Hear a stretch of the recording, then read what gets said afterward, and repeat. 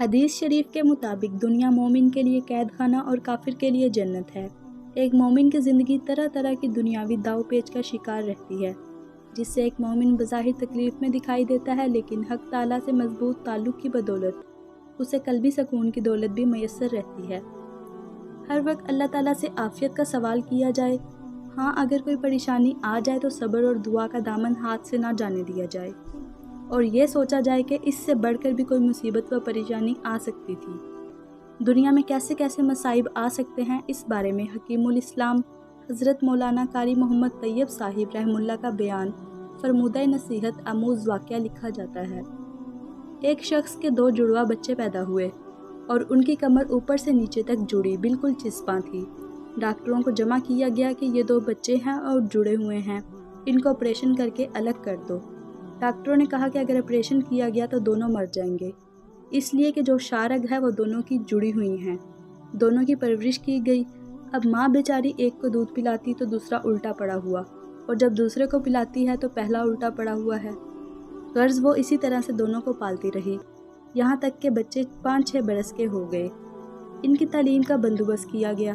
خدا کی قدرت کے ایک کے دل میں دینی علم حاصل کرنے کا جذبہ پیدا ہوا اور دوسرے کے دل میں علم معاش حاصل کرنے کا جذبہ پیدا ہوا۔ دونوں کے لیے استاد متعین کیے گئے، ایک اچھا عالم بن گیا اور ایک بڑا گریجویٹ بن گیا۔ دونوں بھائی آپس میں باتیں کیا کرتے۔ جو بھائی دنیاوی مزاج کا تھا وہ کہتا ہم سے زیادہ کوئی مصیبت میں نہیں ہے، کیونکہ یہ ہر وقت کی مصیبت ہے۔ میرا جی کھیلنے کو چاہتا ہے اور تیرا دل نہیں چاہتا، مگر مجبوراً تجھ کو جانا پڑتا ہے، اور اگر میں استنجا کے لیے جانا چاہتا ہوں اور تیرا جی نہیں چاہتا تو تجھ کو بھی جانا پڑتا ہے۔ تو کوئی اپنے دل کی بات نہیں کر سکتا، لہٰذا ہم سے زیادہ کوئی مصیبت میں نہیں ہے۔